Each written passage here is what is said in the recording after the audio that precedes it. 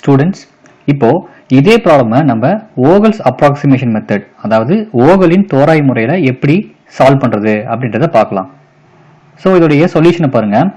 ஓகல்ஸ் approximation மெத்தடுக்கு first step என்ன அப்படின்னா, கொடுத்துருக்க இந்த டிரான்ஸ்போர்டேஷன் ப்ராப்ளம்ல ஒவ்வொரு ரோவுக்கும் ஒவ்வொரு காலமுக்கும் நம்ம பெனால்டி வேல்யூஸ், அதாவது நிறை வித்தியாசம், நிரல் வித்தியாசத்தை நம்ம கண்டுபிடிக்கணும். ஸோ ஃபர்ஸ்ட் ரோ பெனால்டி நம்ம எடுத்துக்கலாம். இந்த இடத்துல ரோ பெனால்டி அப்படின்னு அப்ளை பண்ணிக்கலாம். இப்போ ஒவ்வொரு ரோலையும் பெனால்டி வேல்யூ நம்ம கண்டுபிடிக்கணும். பெனால்டி வேல்யூ எப்படி கண்டுபிடிக்கணும் அப்படின்னா, லீஸ்ட் டூ வேல்யூஸ் உடைய டிஃபரன்ஸ். ஸோ இந்த ஃபர்ஸ்ட் ரோ பாருங்க, ஃபர்ஸ்ட் ரோல least value 3, second least value 5. So least two values 5 and 3. So இந்த 5க்கும் 3க்கும் டிஃபரன்ஸ் பார்த்தீங்கன்னா 2. ஸோ அதை இந்த இடத்துல நம்ம எழுதிக்கலாம். அண்ட் தென் அதே போல இந்த செகண்ட் ரோல லீஸ்ட் டூ வேல்யூஸ் பார்த்தீங்கன்னா, first least value 4, second least value 5. So 4க்கும் 5க்கும் டிஃபரன்ஸ் பார்த்தீங்கன்னா 1. தென் அதே போல தேர்ட் ரோல பாத்தீங்கன்னா லீஸ்ட் டூ வேல்யூஸ் 2 and 4. இது ரெண்டுக்கும் டிஃபரன்ஸ் பாத்தீங்கன்னா 2. இங்க பாத்தீங்கன்னா ரோ பெனால்ட்டியை நம்ம கண்டுபிடிச்சிட்டோம். இப்போ அதே போல காலம் பெனால்ட்டி, ஒவ்வொரு காலம்லயும் லீஸ்ட் டூ வேல்யூஸ் டிஃபரன்ஸ் நம்ம இங்க எழுதிக்கணும். அதாவது நிரல் வித்தியாசம் அப்படின்னு சொல்லுவோம்.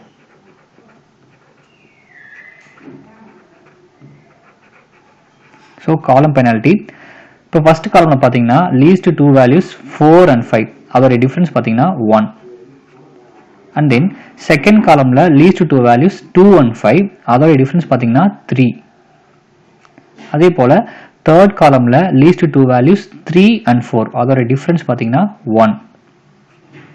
And then fourth columnல least two values 4 and 6, அதோட difference பாத்தீங்கன்னா 2. இப்போ ஒவ்வொரு ரோவுக்கும் ஒவ்வொரு காலமுக்கும் நம்ம பெனால்டி வேல்யூஸ், அதாவது நிறை வித்தியாசம், நிரல் வித்தியாசம் எல்லாமே கண்டுபிடிச்சிட்டோம். இப்போ கண்டுபிடிச்ச இந்த பெனால்டி வேல்யூஸ்ல ஹையஸ்ட் வேல்யூ எதுவோ அதை நம்ம சூஸ் பண்ணிக்கணும். இங்க பாத்தீங்கன்னா 212 இருக்கு, இங்க 1312 இருக்கு. ஸோ இந்த பெனால்டி வேல்யூஸ்லயே ஹையஸ்ட் வேல்யூ அப்படின்னு பார்த்தோம்னா இந்த 3 தான். ஸோ இந்த 3யை சூஸ் பண்ணிட்டு இதுக்கு கரஸ்பாண்டிங்கா இருக்கிற இந்த காலமை நம்ம பார்க்கணும். இப்போ இந்த காலம்ல லீஸ்ட் வேல்யூ எதுவோ அதை நம்ம சூஸ் பண்ணிக்கணும். இப்போ இந்த காலம்ல பாத்தீங்கன்னா லீஸ்ட் வேல்யூ 2. ஸோ இந்த 2 நம்ம சூஸ் பண்ணிக்கலாம். இப்போ இந்த 2க்கு கரஸ்பாண்டிங்கா இருக்கிற சப்ளை அண்ட் டிமாண்ட் ரெண்டுல எது மினிமமோ அதை உள்ளார அலோகேட் பண்ணும். இந்த 2க்கு கரஸ்பாண்டிங்கா இருக்கிற சப்ளை பாத்தீங்கன்னா 20, டிமாண்ட் 40. ஸோ மினிமம் வேல்யூ 20, அந்த 20யை உள்ளார அலோகேட் பண்ணிடலாம். இப்போ இங்க பாத்தீங்கன்னா 20 வேல்யூஸ் இருந்தது, அந்த 20 வேல்யூ அலோகேட் பண்ணியாச்சு. அப்போ ரிமைனிங் இங்க 0 இருக்கும். இங்க 40 வேல்யூஸ் இருந்தது, அந்த 40ல 20 அலோகேட் பண்ணியாச்சு. அப்போ ரிமைனிங் இங்க இன்னொரு 20 இருக்கும். இப்போ இங்க பாத்தீங்கன்னா இந்த சப்ளை 0 ஆனதுனால இதுக்கு கரஸ்பாண்டிங்கா இருக்கிற இந்த ரோ ஃபுல்லாவே நமக்கு கேன்சல் ஆயிடும். இப்போ அகைன் ரிமைனிங் இருக்கிற இந்த டேபிளேஷன் வேல்யூக்கு மறுபடியும் ரோ பெனால்ட்டியை நம்ம கால்குலேட் பண்ணணும். ஸோ இப்போ இங்க பாத்தீங்கன்னா டேபிளேஷன்ல ரிமைனிங் இருக்கிற வேல்யூஸ்க்கு மறுபடியும் ஒரு நியூ டேபிள் ஃபார்ம் பண்ணிருக்கோம். இப்போ இந்த நியூ டேபிள்ல அகைன் ஒவ்வொரு ரோவுக்கும் பெனால்ட்டி வேல்யூஸ் கால்குலேட் பண்ணணும். அதே போல ஒவ்வொரு காலமுக்கும் பெனால்ட்டி, அதாவது நிறை வித்தியாசம், நிரல் வித்தியாசத்தை இந்த புது டேபிளுக்கு நம்ம மறுபடியும் கால்குலேட் பண்ணணும். ஸோ மறுபடியும் இந்த இடத்துல நிறை வித்தியாசம் அல்லது ரோ பெனால்ட்டி அப்படின்னு எடுத்துக்கலாம்.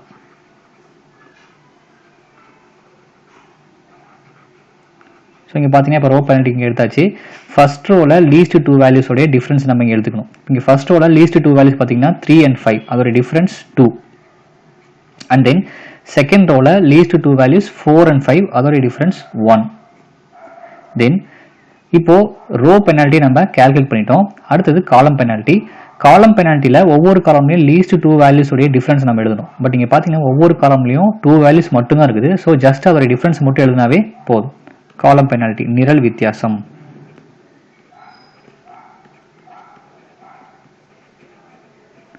இப்போ ஃபர்ஸ்ட் காலம்ல பாத்தீங்கன்னா 5 and 4 இருக்கு, அதோட டிஃபரன்ஸ் 1.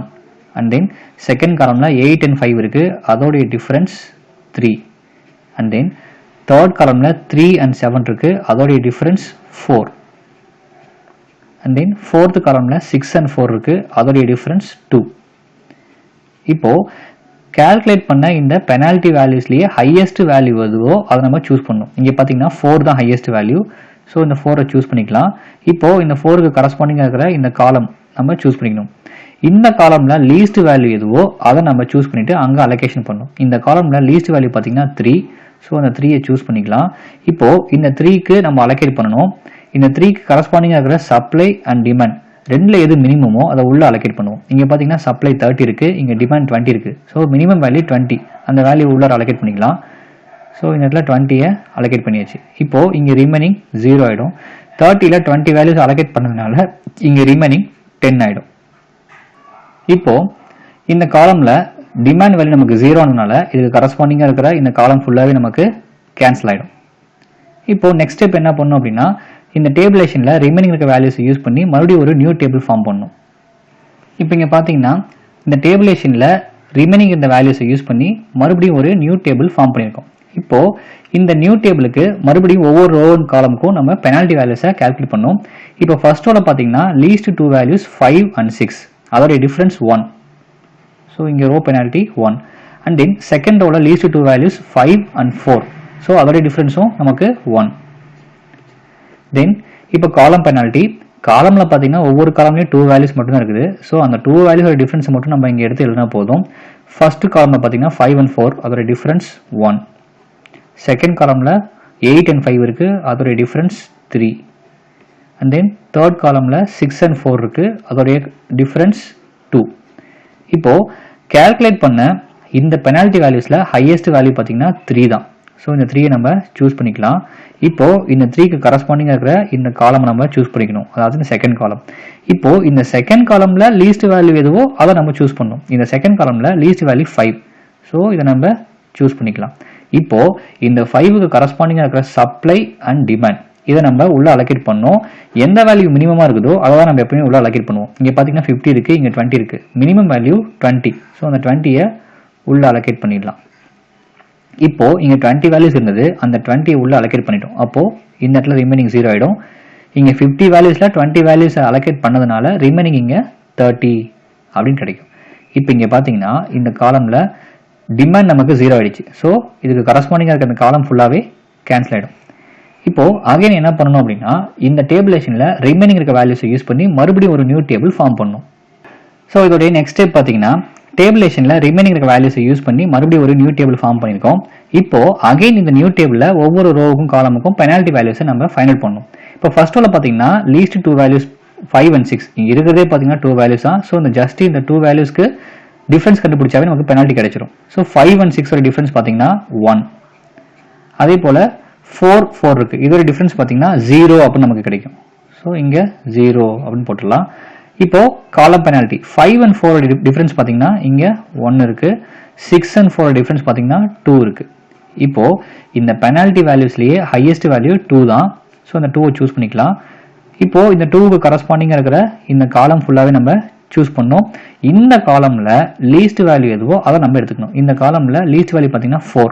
ஸோ இந்த 4வை சூஸ் பண்ணிக்கலாம். இப்போது இந்த 4க்கு கரஸ்பாண்டிங்காக இருக்கக்கூடிய சப்ளை அண்ட் டிமாண்ட் இதை நம்ம உள்ள அலோகேட் பண்ணுவோம். ரெண்டில் எது மினிமமாக இருக்குதோ அதை நம்ம உள்ள அலோகேட் பண்ணுவோம். இங்கே மினிமம் வேல்யூ பார்த்தீங்கன்னா 10. ஸோ அந்த 10ஐ இங்கே உள்ள அலோகேட் பண்ணிக்கலாம். இங்கே 10 வேல்யூஸ் இருந்தது, அந்த 10 அலோகேட் பண்ணியாச்சு. அப்போ ரிமைனிங் இங்கே 0 ஆகிடும். இங்கே 30 வேல்யூஸ் இருந்தது, அதில் 10 வேல்யூஸ் அலோகேட் பண்ணிட்டோம். அப்போ ரிமைனிங் இங்கே 20 அப்படின்னு இருக்கும். இப்போது இந்த இடத்துல டிமாண்ட் 0 ஆனதுனால இதுக்கு கரஸ்பாண்டிங்காக இருக்கிற இந்த காலம் ஃபுல்லாகவே கேன்சல் ஆகிடும். இப்போது அகைன் பார்த்தீங்கன்னா 5 and 4 இருக்குது, இதை யூஸ் பண்ணி மறுபடியும் ஒரு நியூ டேபிள் ஃபார்ம் பண்ணிக்கலாம். ஸோ இதோடைய நெக்ஸ்ட் ஸ்டெப் பார்த்தீங்கன்னா, இந்த டேபிளேஷனில் ரிமைனிங் இந்த வேல்யூஸ் யூஸ் பண்ணி மறுபடியும் ஒரு நியூ டேபிள் ஃபார்ம் பண்ணியிருக்கோம். இப்போது இந்த நியூ டேபிளேஷனுக்கு மறுபடியும் பெனால்ட்டி வேல்யூஸ் நம்ம கால்குலேட் பண்ணோம். இப்போ இங்கே பார்த்தீங்கன்னா ரோ பெனால்ட்டியில் ரோவில் ஒரே ஒரு வேல்யூ மட்டும் தான் இருக்குது.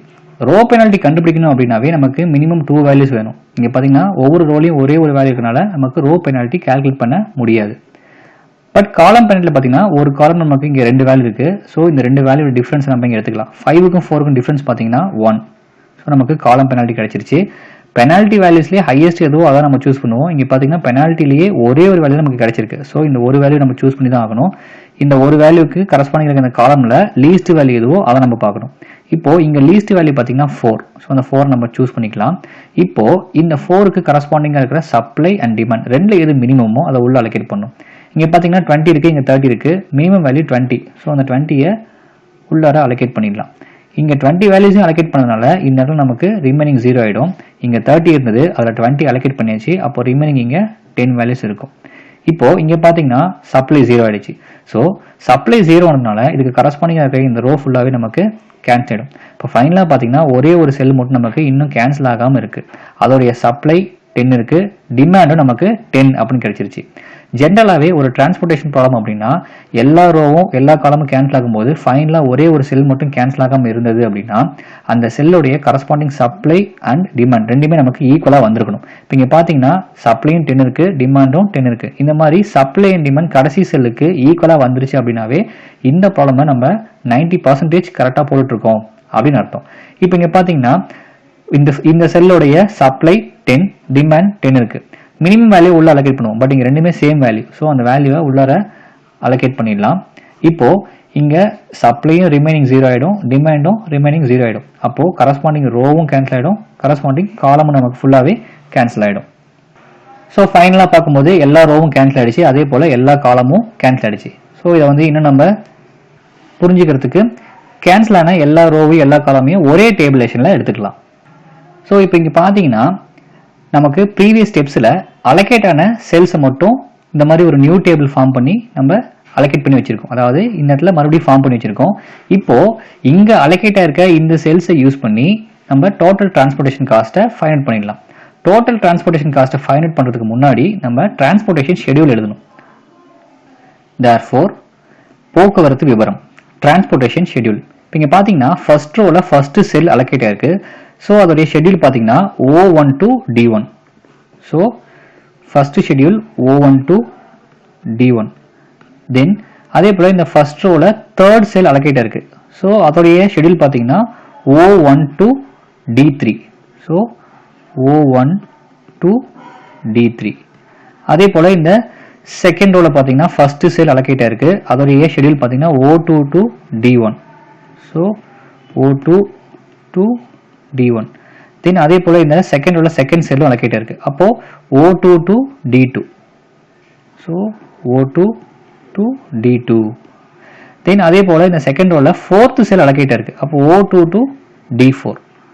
So O2 to D4. And then இந்த தேர்ட் ரோவில் செகண்ட் செல் அலோகேட் இருக்கு. அப்போது அதோடைய ஷெடியூல் பார்த்தீங்கன்னா O3 to D2. O3 to D2. இப்போ இந்த அலோகேட் ஆன செல்ஸை யூஸ் பண்ணி போக்குவரத்து விபரத்தை நம்ம எழுதிட்டோம். இப்போ இதோடைய டோட்டல் டிரான்ஸ்போர்ட்டேஷன் காஸ்ட்டை நம்ம ஃபைண்ட் பண்ண போகிறோம். ஸோ டோட்டல் டிரான்ஸ்போர்ட்டேஷன் காஸ்ட்டை எப்படி ஃபைண்ட் பண்ணுறது அப்படின்றது உங்களுக்கு ஆல்ரெடி தெரியும். இங்கே அலோகேட் இருக்க செல்ஸில் இருக்க வேல்யூஸை ஜஸ்ட் மல்டிப்ளை பண்ணி ஓவராலாக எல்லாத்தையும் ஆட் பண்ணிட்டோம் அப்படின்னா நமக்கு டோட்டல் டிரான்ஸ்போர்ட்டேஷன் காஸ்ட் கிடைச்சிரும். தேர்ஃபோர் மொத்த போக்குவரத்து செலவு total transportation cost is equal to 10 into 5 plus 20 into 3 plus 20 into 4 plus 20 into 5 plus 10 into 4 plus 20 into 2. இப்போ இது எல்லாத்தையும் நம்ம மல்டிப்ளை பண்ணிக்கலாம். 10 5s are 50, 20 3s are 60 plus 24s are 80 plus 25s are 100 plus 10 4s are 40 plus 22s are 40, which is equal to 50 plus 60 is equal to 110, 110 plus 80 190, 190 plus 100 290, 290 plus 40 330, 330 plus 40 370. So மொத்த போக்குவரத்து செலவு total transportation cost is equal to rupees 370. This is the answer. That's all.